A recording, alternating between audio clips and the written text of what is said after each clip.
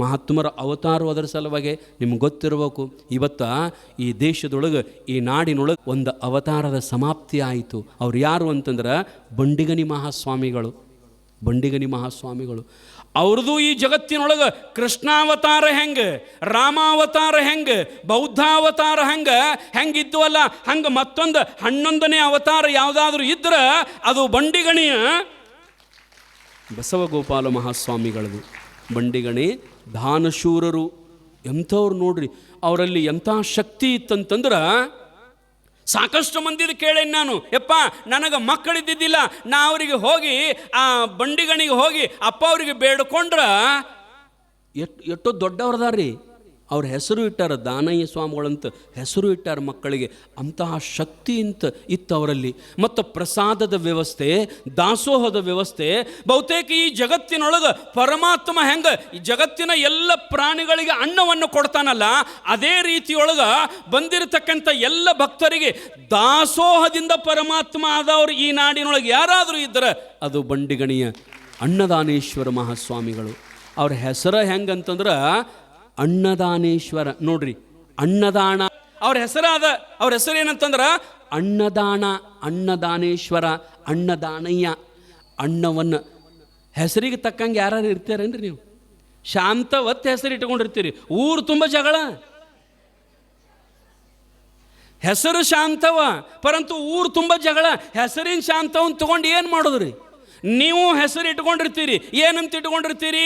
ದಾನವ ಅಂತ ಹೆಸರು ಇಟ್ಕೊಂಡಿರ್ತೀರಿ. ಆದ್ರೆ ₹1 ಯಾರಿಗೂ ಕೊಡಂಗಿಲ್ಲ. ಹೆಸರಿನ ದಾನಪ್ಪನ ದಾನವನ್ನು ತೊಗೊಂಡು ಏನು ಮಾಡೋದು? ಹೆಂಗೆ ಮಾಡೋದು? ಆದ್ರೆ ಅನ್ನದಾನೇಶ್ವರರು ಹೆಸರೇನ್ರಿ? ಅನ್ನದಾನೇಶ್ವರಯ್ಯ. ಹೆಸರೇನು? ಅನ್ನದಾನೇಶ್ವರ. ಆದ್ರೆ ಮಾಡೋದೇನು? ಅನ್ನದಾನ. ಎಲ್ಲೆಲ್ಲಿ ಅನ್ನದಾನ ಅಂತೀರಿ ನೀವು? ಎಲ್ಲೆಲ್ಲಿ ಅನ್ನದಾನ ಅಂತಂದ್ರೆ ಶ್ರೀಶೈಲಕ್ಕೆ ಹೋಗಿ, ಶ್ರೀಶೈಲ ಜಗದ್ಗುರುಗಳ ಕಾರ್ಯಕ್ರಮ ಇತ್ತು. ಶ್ರೀಶೈಲ ಜಗದ್ಗುರುಗಳ ಕಾರ್ಯಕ್ರಮದೊಳಗೆ ಲಕ್ಷ ಜನ. ಆದ್ರೆ ಆ ಲಕ್ಷ ಜನರಿಗೆ ದಾಸೋಹ ಮಾಡಿರತಕ್ಕಂಥ ದಾನೇಶ್ವರರು ಯಾರಂತಂದ್ರೆ ಬಂಡಿಗಣಿ ಅನ್ನದಾನೇಶ್ವರರು. ಅನ್ನದಾನೇಶ್ವರರು ನಮ್ಮೂರೊಳಗೆ ನೀವು ಬಂದಿರಬೇಕು. ಬೆಳಗಲಿಯೊಳಗೆ ಪ್ರಸಿದ್ಧ ದೇವತೆ ಅಂತಂದ್ರೆ ಮಹಾಲಕ್ಷ್ಮಿ. ಮಹಾಲಕ್ಷ್ಮಿ ಮಹಾದ್ವಾರವನ್ನು ನಮ್ಮ ಬೆಳಗಲಿ ಗ್ರಾಮದ ಎಲ್ಲ ಹಿರಿಯರು ಮಹಾಲಕ್ಷ್ಮಿಯ ಮಹಾದ್ವಾರವನ್ನು ಕಟ್ಟಿದ ನಂತರ ಅಲ್ಲೇನಂತಂದ್ರೆ ಅದರ ಉದ್ಘಾಟನೆ ಇಟ್ಟರು. ಅದರ ಉದ್ಘಾಟನೆಗೆ ಲಕ್ಷ ಜನ ಸೇರ್ತಾರ. ಪ್ರಸಾದದ್ದು ಹೆಂಗೆ ಮಾಡ್ಬೇಕಂತ ಕೇಳಿದಾಗ ನೋಡೋಣ ಹೆಂಗಾರ ಮಾಡೋಣ ಅಂಥೇಳಿ ನಮ್ಮ ಬಂಡಿಗಣಿಯ ಅನ್ನದಾನೇಶ್ವರ ಮಹಾಸ್ವಾಮಿಗಳಿಗೆ ಆಮಂತ್ರಣ ಕೊಡಕ್ಕೆ ಬಂದಿದ್ದರು ನಮ್ಮ ಹಿರಿಯರೆಲ್ಲರೂ. ನಮ್ಮ ಹಿರಿಯರು ನಾವು ಬಂದಿದ್ದೀವಿ ಅನ್ನದಾನೇಶ್ವರ ಮಹಾಸ್ವಾಮಿಗಳಿಗೆ. ಅಪ್ಪರ ನಾವು ಮಹಾಲಕ್ಷ್ಮಿಯ ಮಹಾದ್ವಾರದ ಉದ್ಘಾಟನೆ ಅದ, ತಾವು ಅಲ್ಲಿ ದಯಮಾಡಿಸ್ಬೇಕ್ರಿ ಅಪ್ಪ, ತಮ್ಮ ಅಮೃತ ಹಸ್ತದಿಂದ ಅದರ ಉದ್ಘಾಟನೆ ಮಾಡಿಸ್ತೀವಿ, ತಾವು ಬರ್ಬೇಕ್ರಿ ಅಂತಂದಾಗ ಅವರು ಬರ್ತೀವಿ. ಅದ್ರ ಜೊತೆಗೆ ಆ 3 ದಿನದ ಪ್ರಸಾದದ ವ್ಯವಸ್ಥೆ ಏನು ಬರ್ತದೆ ಎಲ್ಲ ನಾನೇ ಕೊಡ್ತೀನಂತಂದರು. ಬಹುತೇಕ ಎಷ್ಟು ಲಕ್ಷ ಮಂದಿ ಊಟ ಮಾಡ್ಯಾರೋ ಗೊತ್ತಿಲ್ಲ. ಆದ್ರೆ ಅವ್ರ ಭಕ್ತರನ್ನು ನಾವು ಒಂದ್ಸರಿ ನೆನೆಸ್ಬೇಕ್ರಿ. ಬಂಡಿಗಣಿ ಅಪ್ಪ ಅವ್ರು ಹಿಂದಿರ್ತಕ್ಕಂಥ ಭಕ್ತರು ಎಂಥವ್ರು ಅಂತಂದ್ರೆ, ನಾವಲ್ಲಿ ಮಹಾಲಕ್ಷ್ಮಿ ಗುಡಿಯೊಳಗೆ ಪ್ರಸಾದ ಮಾಡಿಸಿದ್ರಲ್ರಿ, ಮಂದಿ ಊಟ ಮಾಡಿ ದಾಸೋಹದೊಳಗೆ ಪ್ರಸಾದ ಮಾಡಿ ತಾಟ ತೊಗೊಂಡು ಬರಾಕತ್ತಿದ್ರ, ತಾಟ ತೊಳ್ಯಾಕ ತೊಗೊಂಡು ಬರಾಕತ್ತಿದ್ರ, ನಾ ತೊಳಿತೀನ ನೀ ತೊಳಿತೀನಂತ ಕಸ್ಗೋತಿದ್ರಿ ಬಂಡಿಗಣಿ ಭಕ್ತರು. ತಾಟ ತೊಳ್ಯಾಕ ನಾವು ಊಟ ಮಾಡಿದ ತಾಟ ತೊಗೊಂಡ ಕಸ್ಗೋತಿದ್ರು, ನಾ ತೊಳಿತೀನಿ ನೀ ತೊಳಿತೀನಂತ. ಬಂಡಿಗಣಿ ಮಠದ ಭಕ್ತರು ಎಂತಾರು. ಬಂಡಿಗಣಿ ಮಠಕ್ಕೆ ಆಸ್ತಿ ಇರಾಕಿಲ್ಲ, ಬಂಡಿಗಣಿ ಮಠಕ್ಕೆ ಶ್ರೀಮಂತಿಕೆ ಇರಾಕಿಲ್ಲ. ಆದರೆ ಬಂಡಿಗಣಿ ಮಠದ ಆಸ್ತಿ ಯಾರು ಅಂತಂದ್ರೆ ಕನ್ನಡ ನಾಡಿನ ಎಲ್ಲ ಭಕ್ತರೇ ಆ ಮಠದ ಆಸ್ತಿ ಅಂತಂದ್ರೆ ಏನು ತಪ್ಪಾಗಲಿಕ್ಕಿಲ್ಲ. ನಾ ಕಣ್ಣಾರೆ ನೋಡಿನಿ, ಇದನ್ನು ನಾ ಕಣ್ಣಾರೆ ನೋಡಿನಿ. ಅಂತಹ ಬಂಡಿಗಣಿಯ ಅನ್ನದಾನೇಶ್ವರ ಮಹಾಸ್ವಾಮಿಗಳು ಇವತ್ತೇನಪ್ಪ ಅಂತಂದ್ರೆ ಅವರಿಗೆ ನಾವೇನು ಅನ್ನಂಗಿಲ್ಲ ಅಂತಂದ್ರೆ ಸಾವು ಅಂತ ಅನ್ನಂಗಿಲ್ಲ ನಾವು ಅವರಿಗೆ. ಯಾಕಂತಂದ್ರೆ ಬಂಡಿಗಣಿ ಮಹಾಸ್ವಾಮಿಗಳು ಸಾಯುವವರಲ್ಲ. ಅವರು ಸಮೀಪ ಮರಣ ಬರೋದೇ ಇಲ್ಲ. ಶರಣರು ಸಾಯರು, ಸಾವನ್ನರಿಯರು. ಅವ್ರು ಮತ್ತೇನಪ್ಪ ಅಂತಂದ್ರೆ ಜಗತ್ತನ್ನು ಉದ್ಧಾರ ಮಾಡಬೇಕು, ಜಗತ್ತನ್ನು ಹೊಟ್ಟಿ ತುಂಬಿಸಬೇಕು, ಜ್ಞಾನ ದಾಸೋಹವನ್ನು ಮಾಡಿಸಬೇಕು, ಅನ್ನ ದಾಸೋಹವನ್ನು ಮಾಡಬೇಕಂತ ತಿಳ್ಕೊಂಡು ಒಂದು ಪರಮಾತ್ಮನೇ ಅವತಾರ ತೊಟ್ಟು ಬಂದಿದ್ದರು. ಎಲ್ಲ ಭಕ್ತರನ್ನು ಉದ್ಧಾರ ಮಾಡಿ ಕೊನೆಗೇನಪ್ಪ ಅಂತಂದ್ರೆ ಎಲ್ಲರೂ ಅವತಾರ ಸಮಾಪ್ತಿ ಆಗುತ್ತಾವೆ ನೋಡ್ರಿ. ಈ ನಾಡಿನೊಳಗೆ ರಾಮನೂ ಹುಟ್ಟಿ ಬಂದಿದ್ದ, ಅವತಾರ ಸಮಾಪ್ತಿ ಮಾಡಿದ ಒಂದಿನ. ಈ ನಾಡಿನೊಳಗೆ ಈ ಭೂಮಿ ಮೇಲೆ ಕೃಷ್ಣನೂ ಹುಟ್ಟಿ ಬಂದಿದ್ದ, ಒಂದಿನ ಅವತಾರ ಸಮಾಪ್ತಿ ಮಾಡಿದ. ಹಂಗ ಕೃಷ್ಣ ಹೆಂಗ ಬಂದಿದ್ದೋ, ರಾಮ ಹೆಂಗ ಬಂದಿದ್ದೋ, ಬುದ್ಧ ಹೆಂಗ ಬಂದಿದ್ದೋ, ಅದೇ ಅವತಾರದ ರೂಪದೊಳಗೆ ಬಂಡಿಗಣಿಯ ದಾನೇಶ್ವರರು ಬಂದಿದ್ದರು. ಇವತ್ತು ಅವರ ಅವತಾರವನ್ನು ಸಮಾಪ್ತಿ ಮಾಡಿದರು. ಅದಕ್ಕೆ ನಾವೆಲ್ಲ ದುಃಖ ಪಡಬಾರದು. ಯಾಕಂದ್ರೆ ಅವ್ರು ನಮಗೇನು ಕಡಿಮೆ ಮಾಡಿದ್ರು ಹೇಳ್ರಿ? ಬೇಡಿದವರಿಗೆ ಬೇಡಿದ್ದನ್ನು ಕೊಟ್ಟಿದ್ದರು. ಆದರೆ ನಮಗನ್ನಿಸ್ತದ ಏನಂತಂದ್ರೆ ಇನ್ನೊಂದಿಷ್ಟು ಆ ಪರಮಾತ್ಮನ ಅವತಾರ, ಕೃಷ್ಣಾವತಾರ ಈ ಜಗತ್ತಿನೊಳಗೆ ಇರಬೇಕಾಗಿತ್ತಂತ ತಿಳ್ಕೊಂಡು ನಮಗನ್ನಿಸ್ತದ. ಆದ್ರೆ ಈ ಭೂಮಿ ಹೆಂಗದ ಅಂತಂದ್ರೆ ಅವರವರ ಕರ್ಮಕ್ಕೆ ಅನುಗುಣವಾಗಿ ದೇವರನ್ನೂ ಬಿಟ್ಟಿಲ್ಲ ಅಂತಂದಂಗೆ ಅವರ ಅವತಾರವನ್ನು ಪೂಜ್ಯರು ಸಮಾಪ್ತಿ ಮಾಡಿದ್ದಾರೆ. ಏನಂತಂದ್ರೆ ವರ್ಷದ 365 ದಿನಗಳಲ್ಲಿ 256 ದಿನ ದಾಸೋಹ ನಡೆಸುತ್ತಿದ್ದರು. ಎಂಥ ಇತಿಹಾಸ ನೋಡ್ರಿ. ಬಹುತೇಕ ನನಗನ್ನಿಸ್ತದ ಆ ದೇವರ ಹುಟ್ಟಿ ಬಂದರೂ ಹಿಂಗೆ ಮಾಡೋಕೆ ಆಕ್ಕಿತ್ತೋ ಇಲ್ಲೋ ಗೊತ್ತಿಲ್ಲ. ನೋಡ್ರಿ, 365 ದಿನ ಒಂದು ವರ್ಷಕ್ಕೆ ಎಷ್ಟು ದಿನ ರೀ? 365 ದಿನ ಒಂದು ವರ್ಷಕ್ಕೆ. ಅದರೊಳಗೆ 256 ದಿನ ದಾಸೋಹ ಮಾಡ್ಯಾರತ್ತ ಅವ್ರು. 256 ದಿನ ದಾಸೋಹನ. ಅವರ ಆರೋಗ್ಯ ಕಡೆ ನೋಡಿಲ್ಲ, ಅವರು ತಮ್ಮ ಪರಿವಾರದ ಕಡೆ ನೋಡಿಲ್ಲ. ಅವ್ರು ಯಾವತ್ತು ಯಾರ ಸಲುವಾಗಿ ಬದುಕಿದ್ರು ಇಲ್ಲಿ ತನಕ ಅಂತಂದ್ರೆ ಭಕ್ತರ ಸಲುವಾಗಿ ಮಾತ್ರ ಅವರು ಬದುಕಿದ್ರು. ಇವತ್ತು ಅವರ ಅವತಾರ ಸಮಾಪ್ತಿ ಆಯಿತು. ನಾವು ಪ್ರವಚನದ ಕೊನೆಗೆ ಒಂದಿಷ್ಟೇನು ಮಾಡೋಣ ಅಂತಂದ್ರೆ ಅವರ ಸಲುವಾಗಿ ಮೌನಾಚರಣೆಯನ್ನು ನಾವೆಲ್ಲರೂ ಮಾಡಬೇಕಾಗ್ತದೆ ತಾಯಂದಿರ. ನಾನು ಹೇಳಿದ ಮಾತನ್ನು ಸ್ವಲ್ಪ ನೀವು ನೆನಪಿನಲ್ಲಿಟ್ಟುಕೋಬೇಕೇನಂತಂದ್ರೆ, ನಿರಂತರ ಪರಮಾತ್ಮ ನಮ್ಮನ್ನಿಲ್ಲಿ ಎದಕ್ಕೆ ಕಳಿಸಿದಾನಲ್ಲ ತಾಯಂದಿರ, ನಾವು ಅದನ್ನು ಸ್ವಲ್ಪ ಅದರ ಕಡೆ ಲಕ್ಷ್ಯ ಕೊಡಬೇಕು. ಬರೀ ಬಾಸಿಂಗ್ ಕಟ್ಕೊಂಡು ಕುಂಡ್ರದಟ್ಟ ಮಾಡಬಾರ್ದು. ಬಾಸಿಂಗ್ ಕಟ್ಕೊಂಡು ಕುಂಡ್ರದಟ್ಟ ಏನ್ರಿ ಅಂದ್ರೆ ಏನ್ರಿ? ಮನ್ಯಾಗ ಮಕ್ಕಳದವ ಚಂದ, ಆನಂತರ ಗಂಡದಾನ, ಆನಂತರ ದೇವ್ರ ಸಂಪತ್ತು ಕೊಟ್ಟಾನ. ಇಷ್ಟರೊಳಗೆ ನಾವು ಎದಕ್ಕೆ ಬಂದೀವಿ, ಪರಮಾತ್ಮ ಅಂದ್ರೆ ಯಾರು ಅನ್ನೋದನ್ನು ನಾವು ಮರೆತು ಬಿಟ್ಟಿವಂದ್ರೆ ನಮ್ಮನ್ನು ಹುಟ್ಟಿಸಿರ್ತಕ್ಕಂಥ ಪರಮಾತ್ಮ ಮ್ಯಾಲ ಕುಂತ ಕಣ್ಣೀರು ತೆಗಿಯಾಕತ್ತಾನ. ಯಾರ ಸಲುವಾಗಿ? ನಮ್ಮ ಸಲುವಾಗಿ. ನಾ ಇಟ್ಟು ಮಂದಿನ ಕಳಿಸೀನಿ. ಮತ್ತು ನಾವೆಲ್ಲ ಎಲ್ಲಿಂದ ಬಂದೀವಿ ಅಂತ ಹೇಳಿದಿರಿ? ನಮ್ಮೆಲ್ಲರ ತಂದೆ ತಾಯಿ ಪರಮಾತ್ಮರೇವ, ನಮ್ಮೆಲ್ಲರ ತಂದೆ ತಾಯಿ ಪರಮಾತ್ಮ. ನಾ ಪ್ರಶ್ನೆ ಕೇಳ್ಕೊಂತ ಹೊಕ್ಕನು, ನೀವು ಉತ್ತರ ಹೇಳೋದು ಬೇಡ. ಮತ್ತು ಯಾಕಂದ್ರೆ ಏನಕ್ಕೇನಾರು ಉತ್ತರ ಹೇಳವ್ರು ನೀವು. ಯಾಕ್ರಿ ಸ್ವಾಮಿ ಆಟ ಶಾಣ್ಯರಿಲ್ಲ ನಾವು, ನೀವು ಕೇಳಿದಟ್ಟು ಉತ್ತರ ಹೇಳುವಟ್ಟು ಶಾಣ್ಯರಿಲ್ಲ ನಾವು ಅಂದಿರಿ. ಮತ್ತು ಶಾಣ್ಯರು ಅದೀರಿ. ನಿಜಗುಂಡ್ರು ಒಂದು ಪದ್ಯ ಬರೆದಾರ, ಅವರ ಪ್ರಶ್ನೆ ಕೇಳಿ ಅವರ ಉತ್ತರ ಬರ್ದಾರ್ರಿ. ಅದಕ್ಕೆ ಯಾಕಂದ್ರೆ ಈ ಜನರ ಕೈಯಾಗ ಉತ್ತರ ಬರೆಯೋಕೆ ಕೊಟ್ರೆ ಏನಕ್ಕೇನಾರ ಬರೀತಾರಂತ ತಿಳ್ಕೊಂಡು ಸಾಲ. ತಾಯಿ ಗರ್ಭದೊಳಗೆ ಎಲ್ಲಿಂದ ಬಂದಿರಿ ಅಂತ ಕೇಳಿದ್ರೆ ತಂದೆಯ ಗರ್ಭದಿಂದ ಬಂದೀವಿ. ತಂದೆಯ ಗರ್ಭದೊಳಗೆ ನೀವು ಎಲ್ಲಿಂದ ಬಂದಿರಿ ಅಂತ ಕೇಳಿದರೆ ಅತಿಂದ ಕೆಲವೊಬ್ಬರು ಉತ್ತರ ಬಂದಕ್ಕವ್ರಿ. ಅದಕ್ಕೆ ನಾನು ಹೇಳ್ತೇನೆ ಉತ್ತರ ಅಂದೆ. ನಾವು ತಂದೆಯ ಗರ್ಭದೊಳಗೆ ನಾವು ಎಲ್ಲಿಂದ ಬಂದೀವಂತಂದ್ರೆ ಈ ಗಿಡ ಮರ ಔಷಧಿ ಆಹಾರ ಈ ಗಿಡಮೂಲಿಕೆಗಳೇನದ ನೋಡ್ರಿ, ಇದರಿಂದ ನಾವು ಬಂದೀವಿ. ಅದರೊಳಗಿದ್ದೀವಿ ಮೊದಲು. ನಾವು ಈ ಸಸ್ಯದೊಳಗಿದ್ದೀವಿ. ನಾವು ಆ ಸಸ್ಯದೊಳಗೆ, ನಾವು ಗಿಡ ಮರಗಳೊಳಗೆ ಆಹಾರದೊಳಗೆ ನಾವು ಎಲ್ಲಿಂದ ಬಂದೀವಂತಂದ್ರೆ ಈ ಭೂಮಿಯೊಳಗಿಂದ ಬಂದೀವಿ. ನಾವು ಈ ಭೂಮಿಯೊಳಗೆ ನಾವು ಎಲ್ಲಿಂದ ಬಂದಿದ್ದೀವ್ರಿ ಆಗಾವಂತಂದ್ರೆ ನೀರಿನಿಂದ ಬಂದಿದ್ದೀವಿ. ನಾವು ಜಲದಿಂದ. ಆ ಮಳೆ ರೂಪದೊಳಗೆ ಬಂದೀವಲ್ಲ, ಅಲ್ಲಿ ಎಲ್ಲಿಂದ ಬಂದಿದ್ದೀವಿ ಅಂದ್ರೆ ಆಕಾಶದಿಂದ ಬಂದಿದ್ದೀವಿ. ನಾವು ಆಕಾಶದೊಳಗೆ ನಾವು ಮೊದಲು ಎಲ್ಲಿಂದ ಬಂದಿದ್ದೀವಿ ಅಂತಂದ್ರೆ ಪರಮಾತ್ಮನಲ್ಲಿಂದ ನಾವು ಬಂದಿದ್ದೀವಿ. ನಮ್ಮ ಮೂಲ ಎಲ್ಲಿ ಅಂತಂದ್ರೆ ಪರಮಾತ್ಮನೇ. ನಮ್ಮೆಲ್ಲರಲ್ಲಿ ಪರಮಾತ್ಮನೇ ಅದಾನ್ರಿ. ಎಲ್ಲರಲ್ಲಿ ಪರಮಾತ್ಮ ಅದಾನ. ಅವೇನು ಮಾಡ್ಯಾನಂದ್ರೆ ಈ ದುರ್ಗುಣಗಳ ಮಧ್ಯದೊಳಗೆ ಮುಚ್ಕೊಂಡು ಕೂತಾನ ಒಳಗೆ. ಅವನು ಹೊರಗೆ ತೆಗೆಯೋ ಕೆಲಸನ ನಮ್ಮದು. ಭಗವಂತನನ್ನು ಅರಿತುಕೊಳ್ಳುವುದೇ ನಮ್ಮ ಕೆಲಸ ಅದ.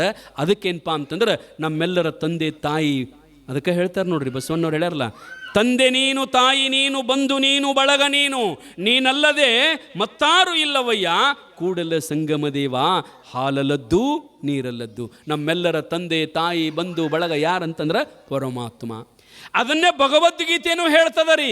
ಏನಂತಂದ್ರೆ ತ್ವಮೇವ ಮಾತಾಚ ಪಿತಾ ತ್ವಮೇವ, ತ್ವಮೇವ ಬಂಧುಶ್ಚ ಸಖಾ ತ್ವಮೇವ. ಅಂದ್ರೆ ತ್ವಂ ಏವ. ಇಷ್ಟು ಸಂಸ್ಕೃತ ಶಬ್ದದೊಳಗೆ ಚಂದ ಇರ್ತದ್ರಿ. ತ್ವಂ ಏವ. ಏವಂದ್ರೆ ನೀನೊಬ್ಬನೇ, ಮತ್ತೊಂದಿಲ್ಲ. ಅದಕ್ಕೆ ನೀವು ಚೆಕ್ ಮೇಲೆ ಬರೀತಿರ್ತೀರಿ ನೋಡ್ರಿ. ಏನು? 1,000 ರೂಪಾಯಿಗಳು ಮಾತ್ರ ಮಾತ್ರ ಅನ್ನೋದೇನು ಹೇಳ್ತದೆ ಅಂದ್ರೆ ಒಂದು ಪೈಸಾ ಹೆಚ್ಚು ಅಲ್ಲ, ಒಂದು ಪೈಸಾ ಕಡಿಮೆನೂ ಅಲ್ಲ. ಹಂಗ ತ್ವಂ ಏವ ಅಂದ್ರೆ ನೀನೊಬ್ಬನೇ, ತ್ವಮೇವ ಮಾತಾಚ, ನೀನೇ ನನ್ನ ತಾಯಿ, ನೀನೇ ನನ್ನ ತಂದೆ, ನೀನೇ ನನ್ನ ತಾಯಿ, ನೀನೇ ನನ್ನ ಬಂಧು. ಇವ್ರು ಯಾರೂ ಅಲ್ರಿ, ಇವ್ರು ಯಾವಾಗ ಕೈ ಬಿಡ್ತಾರೆ ಹೇಳಕ್ಕೆ ಬರಂಗಿಲ್ಲ, ಪಕ್ಕ ತಿಳ್ಕೋರಿ. ಭಾಳ ನೀವೆಲ್ಲ ಗಂಡನ ಮ್ಯಾಗ ಪ್ರೀತಿ ಇರ್ರಿವ, ಮತ್ತು ಬೇಡ ಅನ್ನಂಗಿಲ್ಲ, ಸುಮ್ಮನೆ ಎಂಥ ಸ್ವಾಮಿ ಕರ್ಸಿರಿ ಅಂತ ಅಂದಿರಿ. ಗಂಡನ ಮ್ಯಾಗ ಪ್ರೀತಿ ಇರ್ರಿ, ಹೆಂಡತಿ ಮ್ಯಾಗ ಪ್ರೀತಿ ಇರ್ರಿ, ಮಕ್ಕಳ ಮ್ಯಾಗ ಪ್ರೀತಿ ಇರ್ರಿ, ಬ್ಯಾಡ ಅಂತ ಅರ್ಥಲ್ಲ. ಆದ್ರೆ ಮನಸ್ಸಿನಾಗ ಪಕ್ಕ ತಿಳ್ಕೊಂಡಿರ್ಬೇಕು, ನಾವು ಯಾರ ಮ್ಯಾಗ ಪ್ರೀತಿ ಇದ್ರು ನಾವು ಹೋಗುವಾಗ ಇವ್ರು ಯಾರೂ ಬರಂಗಿಲ್ಲ. ಇದೊಂದು ಗಚ್ಚಿಡಿವು. ಯಾವ ಗಂಡ ಬರಂಗಿಲ್ಲ, ಯಾವ ಹೆಂಡತಿ ಬರಂಗಿಲ್ಲ. ಈಗ ಅಪ್ಪ ಅವ್ರು ಕೂಡ ಯಾರು ಆದ್ರ, ಕೋಟಿ ಕೋಟಿ ಭಕ್ತರದಾರ, ಯಾರೊಬ್ಬರ ಹೋಗಕ್ಕೆ ಬರ್ತದೆ? ಬರಂಗಿಲ್ಲ. ನಾವು ಬರುವಾಗ ಹೆಂಗೆ ಬಂದೀವಿ ಅಷ್ಟೇ. ನಾವು ಬರುವಾಗ ಬತ್ತಲೆ ಹೆಂಗೆ ಬಂದೀವ್ರಿ. ನಾವು ಬಂದದ ಪರಿಸ್ಥಿತಿ ನೋಡಿದ್ರೆ ಮಂದಿ ನಾಚ್ಕೋಬೇಕು, ಹಂಗೆ ಬಂದೀವಿ. ನಾವು ಖಾಲಿ ಬಂದೀವ್ರಿ. ಒಂದು ಒಂದು ಒಂದು ಒಂದು ದಾರ, ಒಂದು ಅರಿವು ಏನೂ ಇಲ್ಲ, ಖಾಲಿ ಬಂದೀವಿ. ಬಂದ ಮೇಲತ್ತ ಎಲ್ಲ ನಂದರಿ, ತಗೋ ಎಲ್ಲ ನಂದರಿ. ಬಾಜುದಾಗ ಒಂದು ಹೊಲದಾಗ ಒಂದು ಒಡ್ಡಿನಾಗ ಒಂದು ಗಿಡ ಇದ್ರೆ ಮರ್ಡರ್, ಎದ್ರ ಸಲಾಗಿ? ಗಿಡ ಸಲಾಗಿ. ಎಲ್ಲ ಬರುವಾಗ ಏನೂ ತಂದಿಲ್ಲ, ಖರೆ ಎಲ್ಲ ನಂದ್ರಿ, ಅದು ನಂದು, ಇದು ನಂದು, ಎಲ್ಲ ನಂದು. ಬರೋಬರಿ ನಿಂದು ಎಟ್ಟೈತೆ ಅಟ್ಟು ಒಯ್ದು ಬಿಡ್ಲ ಹೋಗುವಾಗ ಬರಂಗೆ. ಮತ್ತೆ ಯಾಕೆ ನಂದತಿ ನೋಡಿ ಹೆಂಗದ ರೀ? ನಿಂದು ಏನು ನಂದು ನಿನಗ ಕೊಡ್ತಾನ, ಆದ್ರೆ ಅಷ್ಟು ಆಸ್ತಿ ನಿನಗ ಕೊಡ್ತಾನ, ಒಯ್ತೇನು ಹೋಗುವಾಗ? ಇಲ್ಲ. ಮತ್ತೆ ಯಾಕೆ ಬಡದಾಡ್ತಿ? ಇದ್ದಟ್ರಾಗಿರ್ಲ. ಪರಮಾತ್ಮ ಎಟ್ಟು ಕೊಟ್ಟಾನಲ್ಲ, ದೊರಕಲೇನದರಳು ಪರಿಣತ ದಳೆವುದೇ ಚಂದಮಮ. ಪರಮಾತ್ಮ ನಿಮಗೆ ಎಟ್ಟು ಕೊಟ್ಟಾನಲ್ಲ, ಒಂದು ಗುಡಿಸಲದ ಇಲ್ಲ, ಅದರಾಗ ತೃಪ್ತಿಯಿಂದ ಇರ್ರಿ. ಗುಡಿಸಲದಾಗಿದ್ದವನ ಮಣ್ಣಾಗ ಹೋಗಿದ್ದು, ಕೋಟಿ ರೂಪಾಯಿ ಮಣ್ಯಾಗಿದ್ದವನ್ನ ಅವನ್ನೆಲ್ಲಿ ಹೋಗಿತಾರ್ರಿ? ಅವನು ಮಣ್ಣಾಗ ರೀ. ಗುಡಿಸಲದಾಗಿದ್ದವನು ಅವನು ಅಟ್ಟ ತಿಂತಾನ. ದೊಡ್ಡ ಸಾವುಕಾರ ಬಂಗಾರ ತಿಂತಾನೇನ್ರಿ? ಅಣ್ಣನ ಉಣ್ಬೇಕವ, ರೊಟ್ಟಿನ ತಿನ್ಬೇಕವ, ಏನೂ ಫರಕ್ಕಿಲ್ಲ.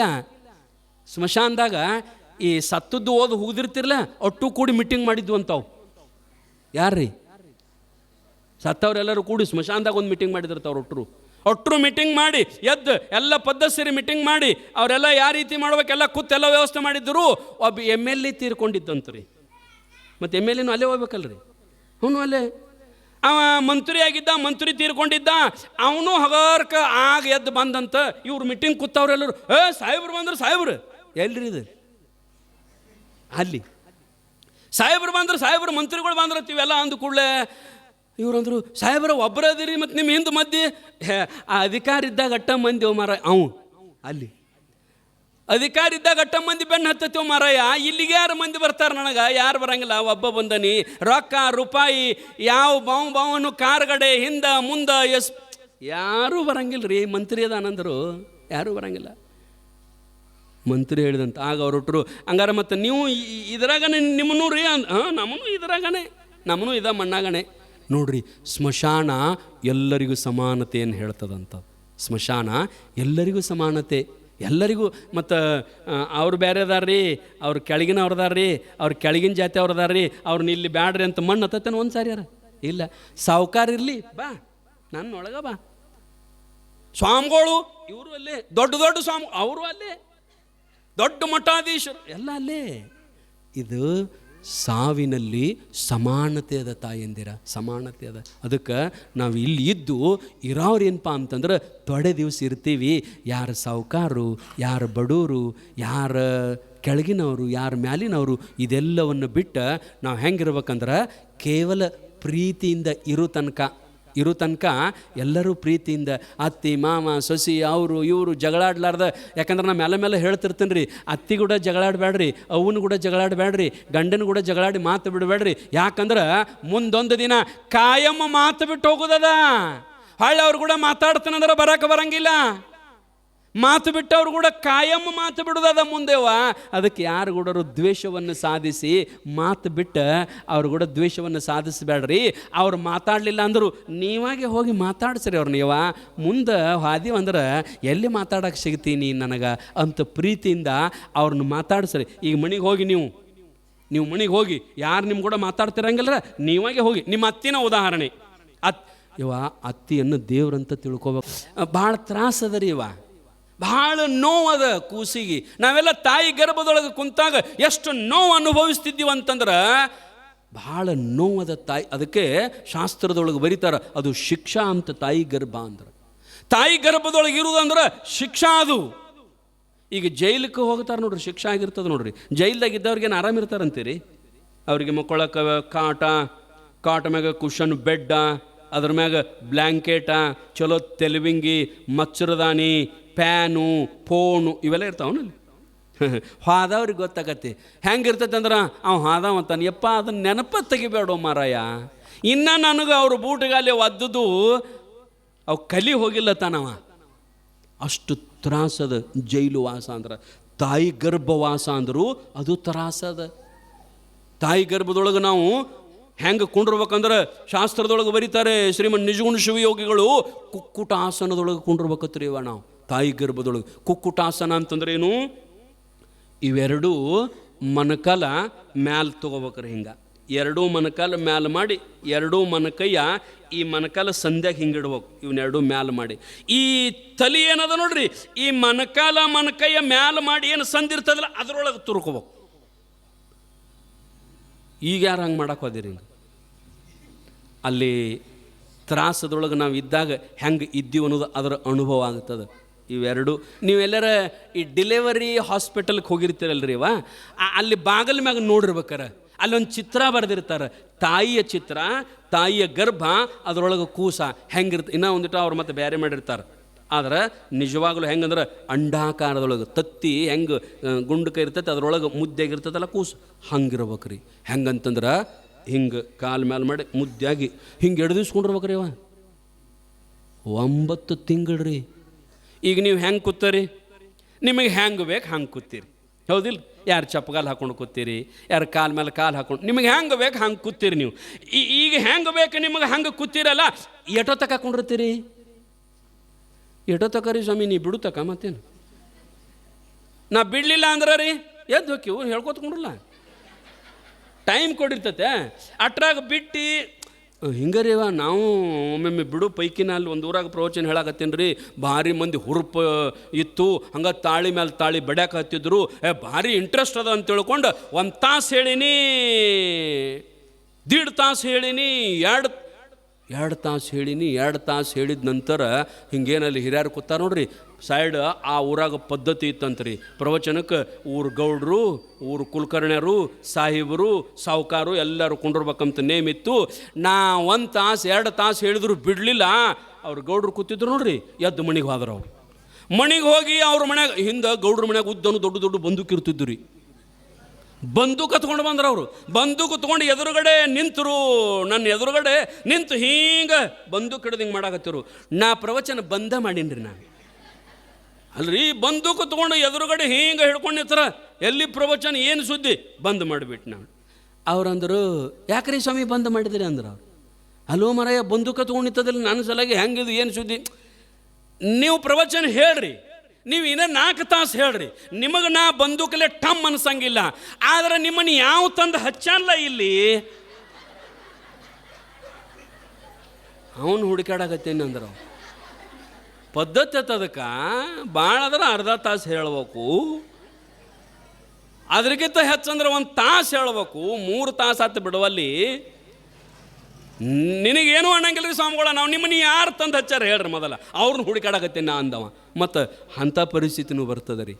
ನೀವು ಎಡ ತಗೊಂಡಿರ್ತೀರಿ ಅವ 1 ತಾಸು ಆಗಿಲ್ಲ ಬಿಡ್ರಿ, 1/2 ತಾಸು ಚಪ್ಪಗಾಲು ಹಾಕ್ಕೊಂಡು 1/2 ತಾಸು ಒಂದು ಆಸನದ ಮ್ಯಾಲೆ ಕೊಂಡಿರ್ತೀರಿ. 1/2 ತಾಸಿನ ಮೇಲೆ ಆತಂದ್ರೆ ನೀವು ಗಪ್ಪಿದ್ರು ನಿಮ್ಮ ಮಣಕಾಲು ಗಪ್ಪಿರಂಗಿಲ್ಲ ರೀ. ಅವ್ರು ಚೆನ್ನ ಅವು ಹೇಳ್ತಾವೆ, ಹೇಳು ಸಾಕಾಗ್ಯದ ನನಗಿಲ್ಲಿ, ಹೇಳು ನೂಸಾಗತ್ತದ ಕಾಲ, ಹೇಳು ಪಟ್ನ ಹೇಳು. ನಿಂದ್ರಿ ಇನ್ನೊಂದು ಇಟ್ಟು ಸ್ವಾಮಿ ಬಿಡ್ತಾನ, ಇನ್ನೊಂದಿಟ್ಟು ಇರು ಅಂತ ತಿಳ್ಕೊಂಡು ಆ ಕಾಲೇನು ಹಿಂಗೆ ಮಡ್ಸ್ಕೊಂಡು ಕೂತಿರ್ತೀರಿ ನೋಡ್ರಿ, ಹಗಾರ್ಕ ಸ್ವಲ್ಪ ಸಡ್ಲ್ ಮಾಡ್ತೀರಿ. ಅದ್ರ ಸಲ ಸ್ವಲ್ಪ ಸಡ್ಲ್ ಮಾಡಿ ಮತ್ತು ನಾವು ಹಂಗೆ 1/2 ತಾಸು ಬಿಡಲಿಲ್ಲ ಅಂದ್ರೆ ಈ ಕಾಲು ತೆಗೆದು ಇದ್ರ ಮ್ಯಾಗ ಇಡೋದು, ಈ ಕಾಲು ತೆಗೆದು ಇದ್ರ ಮ್ಯಾಗ ಇಡೋದು, ಮತ್ತೊಂದು 1/2 ತಾಸು ಹಂಗೆ ಬಿಡಲಿಲ್ಲ ಅಂದ್ರೆ ಆಗೇನು ಮಾಡ್ತಾರಂದ್ರೆ ಸ್ವಾಮಿ ಕಡೆ ಉದ್ದಕ್ಕೆ ಕಾಲು ಮಾಡಿ ಮತ್ತೇನು ಮಾಡೋದ್ರಿ, ಮೊದಲ ಕಾಲು ನೋವ್ರೆ ಈಗ ಎಲ್ಲರೂ. ಮತ್ತು ಸಾಟ್ನ ಬಿಡ್ಲಿಲ್ಲಂದ್ರೆ ತೊಗೊಂಡು ಏನು ಮಾಡಿದ್ರಿ, ಕಾಲು ಹಿಂಗೆ ಉದ್ದಕ್ಕೆ ಮಾಡ್ಕೊಂಡು ತಿನ್ನವಂತ ಹೇಳಿ ಸ್ವಾಮಿ ನೀ ನಮ್ಮದೇನು ಕಾಲ ಉದ್ದು ಮಾಡಿದೀವಲ್ಲ ಮತ್ತೇನದ, ಹೌದಿಲ್ಲ ರೀ ಅವ. ಒಂದು ತಾಸು ಕುಂಡ್ರಾಕಾಗಂಗಿಲ್ಲ ರೀ ಅವ ನಿಮಗೆ. ಈಗ ನಮ್ಮ ಎಡ್ಡು ಒದ್ದಾಡಕತ್ತಾವ ಇವು, ಯಾವಾಗ ಬಿಡ್ತಾನೆ ಸ್ವಾಮಿ ಅಂತೇಳಿ ಬಳತತ್ತ ಅವ್ರು ಕೂತ್ ನಮ್ಕಿತ್ತ ಅವರು. ಮತ್ತು ಹೇಳಾಗ ನೋಡ್ರಿ ಹಿಂಗದ ಪರಿಸ್ಥಿತಿ. ಕಾಲವು ಎಲ್ಲರೂ ಬಂದೇ ಇರ್ತಾವ. ಬರೇ ಒಂದು ತಾಸು ಕುಂಡ್ರಾಕ ನಮ್ಮ ಮನಕಾಲು ಹಿಂಗೆ ಮಾಡ್ತಾವ್ರಿ ಇವ. ನಿಮಗೆ ಹೆಂಗೆ ಬೇಕು ಹಂಗೆ ಕುಂಡ್ರಾಕ ಹಿಂಗೆ ಮಾಡ್ತಾವ. ಆದ್ರೆ 9 ತಿಂಗಳು ಹೆಂಗೆ ಕೂತು ಬಂದಿರ್ಬೇಕಲ್ಲಿ, 9 ತಿಂಗಳು ಹೆಂಗೆ ಕುಂತು ಬಂದಿರ್ಬೇಕ್ರಿ ಇವ. 9 ತಿಂಗಳು ನಾವು ಕುಂತದ್ದು ಏನು ಅಂತಂದ್ರೆ ತಾಯಿ ಗರ್ಭದೊಳಗೆ ಅದು ಶಿಕ್ಷಾ. ಅದಕ್ಕೆ ಅಲ್ಲೇನು ಮತ್ತೇನು ವಾತಾವರಣ ಚಲೋ ಐತೇನ್ರಿ ಇವ. ಅಕ್ಕ ಮಹಾದೇವಿ ಭಾಳ ಚಂದ ಬರೀತಾಳೆ ನೋಡ್ರಿ. ಏನು ಅಮೆದ್ಯದ ಹಡಿಕೆ, ಮೂತ್ರದ ಕುಡಿಕೆ, ಎಲುವಿನ ತಡಿಕೆ, ಕೀವಿನ ಹಡಿಕೆ, ಸುಡಲಿ ದೇಹವ ಒಡಲ ವಿಡಿದು ಕೆಡದಿರು ಚನ್ನ ಮಲ್ಲಿಕಾರ್ಜುನನ ಅರಿಮರುಳೆ. ಹುಚ್ಚ ಎಷ್ಟು ವರ್ಷ ಎಷ್ಟು ಜನ್ಮದೊಳಗೆ ತಾಯಿ ಗರ್ಭದೊಳಗೆ ಬರುವುದು ಹೋಗುದು ಮಾಡ್ತಿ. ಒಂದು ಜನ್ಮದೊಳಗರ ಆ ಪರಮಾತ್ಮನನ್ನು ಅರಿಮರುಳೆ ಅಂತ ಅಕ್ಕ ಮಹಾದೇವಿ ಅಂತಾಳೆ. ಆ ತಾಯಿ ಗರ್ಭದೊಳಗೆ ಕುಂತ ನೋವಾದಾಗ ತ್ರಾಸಾದಾಗ ಆಗ ನಮಗೆ 8ನೇ ತಿಂಗಳದೊಳಗೆ ಕೂಸಿಗೆ ಜ್ಞಾನ ಆಗಿ ಏನು ಮಾಡ್ತದ ಅಂತಂದ್ರೆ, ಹೇ ಪರಮಾತ್ಮ, ಹೇ ಪಾಂಡುರಂಗ, ಇಲ್ಲಿ ನನಗೆ ಭಾಳ ತ್ರಾಸಾಗತ್ತದ. 9 ತಿಂಗಳು ಕೂತು ಸಾಕಾಗ್ಯದ. ನಮ್ಮವ್ವ ತನ್ನ ರುಚಿಗಾಗಿ ಏನಾರ ಖಾರ ಹುಳಿ ಉಪ್ಪ ತಿಂತಾಳೆ, ಅದು ನನ್ನ ಚರ್ಮಕ್ಕೆ ತಾಕಿ ನನಗೆ ಎಷ್ಟು ನೋವು. ಇವ ಹೊಟ್ಟಿಲಿದ್ದಾಗ ಅಂಥದ್ದೆಲ್ಲ ತಿನ್ನಬಾರ್ದ್ರಿ ಇವ. ಅದ್ರಾಗ ನೋಡ್ಬೇಕು, ನಮ್ಮವ್ವ ಹೊಟ್ಟಿಲಿದ್ದಾಗನ ಕೆಂಪು ಖಾರ, ಹಸಿ ಖಾರ, ಎಣ್ಣೆ ಒಳಗೆ ಆ ಜರಾಯುಜ ಚರ್ಮ ಇರ್ತೈತೆ ರೀ. ಅದಕ್ಕೆ ಭಾಳ ತಿಳು ಚರ್ಮ ಇರ್ತದೆ. ಹೋಗಿ ಅದಕ್ಕೆ ಬಡಿತು ಅಂದ್ರೆ ಹೆಂಗಾಗ್ತದ ಅಂತಂದ್ರೆ, ಆಗಿನ ತ್ರಾಸ ಈಗ ನೆನಪಿಲ್ಲ. ಒಂದು ವೇಳೆ ನೆನಪಿದ್ರೆ ನೀವು ಯಾರೂ ಗಂಡನ ಹಾಕಿದ್ದಿಲ್ಲ, ಮದುವೆನ ಮಾಡ್ಕೋತಿದ್ದಿಲ್ಲ, ನೆನಪಿಲ್ಲ ನಿಮಗೆ.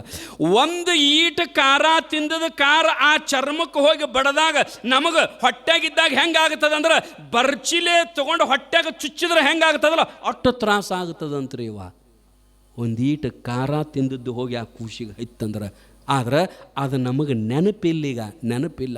ಅಂಥ ತ್ರಾಸನ್ನು ನೋಡಿ ಹೊರಗೆ ಹಾಕನಂತ ತಿಳ್ಕೊಂಡು ಬೇಡ್ಕೊಂಡಾಗ ಪರಮಾತ್ಮ ಅಂತಾನಂತ ಏನಂತಾನಂದ್ರೆ, ಹೊರಗೆ ಹೊಕ್ಕಿಯಪ್ಪ ಬರೋಬರಿ. ಎದಕ್ಕೆ ಹೊಕ್ಕಿ ಹೊರಗೆ ಹೋಗಿ ಏನು ಮಾಡ್ತೀವಿ ಅಂತ ಕೇಳಿದ ಕೂಡಲೇ ನಾವಂದೀವಿ, ಮಾಯೆಯನ್ನು ಮೀರಿ ಭವವನ್ನು ಗೆದ್ದು ಇನ್ನೊಮ್ಮೆ ಈ ಜಗತ್ತಿಗೆ ಬರಲಾರ್ದಂಗೆ, ಇನ್ನೊಮ್ಮೆ ಈ ತಾಯಿ ಗರ್ಭಕ್ಕೆ ಬರಲಾರ್ದಂಗೆ ನಿನ್ನ ಧ್ಯಾನ, ನಿನ್ನ ಚಿಂತನೆ, ನಿನ್ನ ಪ್ರಾರ್ಥನೆಯನ್ನು ಮಾಡಿ ನಿನ್ನನ್ನು ಕೂಡ್ತೀನಿ, ನಿನ್ನನ್ನು ಹೊಂದುತ್ತೀನಿ, ಮುಕ್ತಿಯನ್ನು ಹೊಂದಿ ಈ ಜನ್ಮದಿಂದ ಬಿಡುಗಡೆ ಆಗುತ್ತನಂತ ತಿಳ್ಕೊಂಡು ಕೈ ಮೇಲೆ ಕೈ ಹಾಕಿ ಹೊರಗೆ ಬಂದೀವಿ.